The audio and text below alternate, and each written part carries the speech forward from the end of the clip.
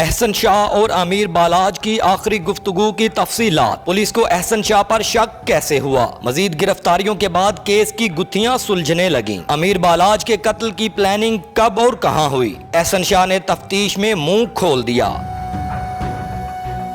अमीर बालाज टीपू कत्ल केस में अहम पेशरफ्त। अमीर बालाज केस की तफ्तीश के लिए 2 रुकनी ज्वाइंट इन्वेस्टिगेशन टीम तश्कील दे दी गई। अमीर बालाज टीपू कत्ल केस की तफ्तीश के लिए DIG इन्वेस्टिगेशन इमरान किश्वर की जानिब से JIT तश्कील दे दी गई। JIT के सरबराह आफ्ताब फुलरवान और डॉक्टर मुस्तनसर अता होंगे। अब तक अमीर बालाज टीपू के करीबी साथी समेत 4 अफराद गिरफ्तार हो चुके। लाहौर से बाहर भी पुलिस की टीमें छापे मार रही है। एहसन शाह, मलिक सुहेल को बादामी बाग और अली पठान को मानसेहरा से हिरासत में लिया गया। अब तक होने वाली तहकीकात में ये सामने आया कि अमीर बालाज को मुबैना तौर पर कत्ल करवाने के लिए एहसन शाह ने 5 करोड़ की डील की।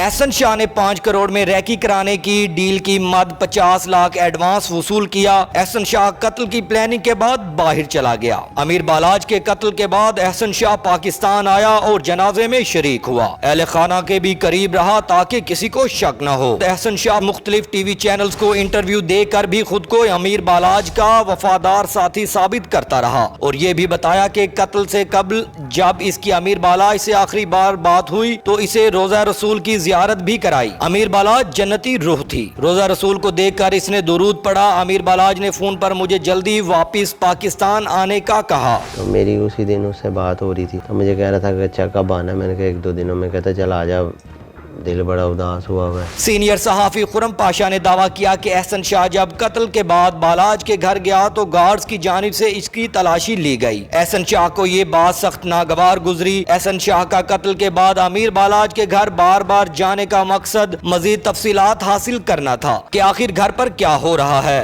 अमीर बालाज के अहले खाना के वहमो गुमान में भी नहीं था कि इनके भाई का कातिल हमारे ही घर में फिर रहा है। तहम तीफी ग्रुप के कुछ लोगों से तफ्तीश के बाद पुलिस का शक एहसन शाह पर गया और इसे फौरी गिरफ्तार किया गया। एहसन शाह अमीर बालाज के इन चंद दोस्तों में शामिल था जिस पर वो आंखें बंद करके भरोसा करते थे। अमीर बालाज का रवैया एहसन शाह के साथ दोस्तों की बजाय भाइयों जैसा था। ये भी इंकशाफ किया गया कि एहसन शाह अमीर बालाज के नाम पर गैर कानूनी काम भी करता रहा। एहसन शाह मीडिया के सामने मगरमच्छ के आंसू रोता रहा और ये भी बताया कि जिसकी शादी पर अमीर बालाज गया वो भी हमारा मुश्तरका दोस्त था। बालाज मेरा सगे भाइयों से भी ज्यादा मुझे अजीज था। हम कोई 7-8-10 दोस्त हैं जो उसके बड़े करीबी दोस्त। हमारे पे जुल्म हुआ। अमीर बालाज को पहले ही धमकियां मिलती थी लेकिन कभी ऐसा नहीं सोचा था कि अमीर बालाज का इतना जल्दी जनाजा उठाना पड़ेगा। एहसन शाह ने अमीर बालाज के कत्ल को इसके सिक्योरिटी गार्ड्स की कोताही करार देते हुए मलबा शादी की इंतजामिया पर डालने की कोशिश की। बालाज के साथ भी तो गनमैन थे ही ना। जब मौत आती है तो फिर